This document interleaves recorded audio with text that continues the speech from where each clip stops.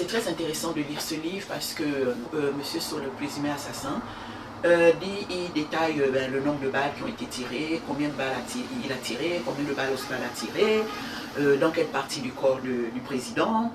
On a tendance à oublier qu'effectivement, dans la voiture, il y avait le président JFK et sa femme Jackie Kennedy. Il y avait également le gouverneur du Texas de l'époque, M. Connally, et sa femme. Et donc, ils étaient 4 dans la cavalcade.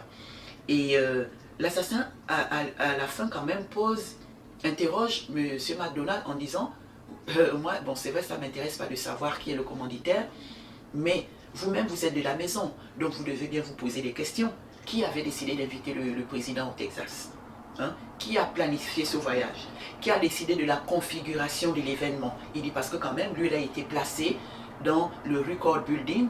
Et pourquoi le Record Building n'était pas surveillé? Il a pu, lui, y entrer et se positionner au 2e étage. Pendant que Oswald avait été positionné dans l'immeuble en face, au Depository Book. Il dit, posez-vous des questions. C'est ça.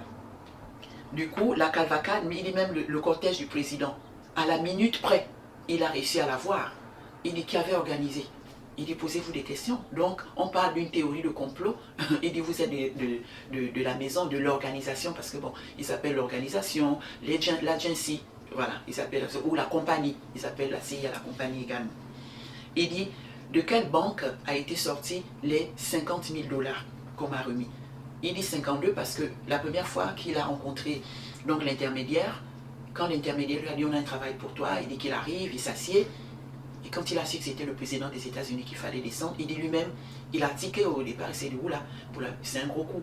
Bon, il n'a pas voulu montrer, qu'il était quand même assez secoué, c'est dit bon, mais c'est un professionnel. Il dit pour savoir que ce n'était pas un canular, il a dit donc à l'intermédiaire, ok, vous me remettez déjà 2000 $. Là, dans la journée, vous me remettez 2000 $. Il dit, il a reçu les 2000 $ avant la fin de la journée.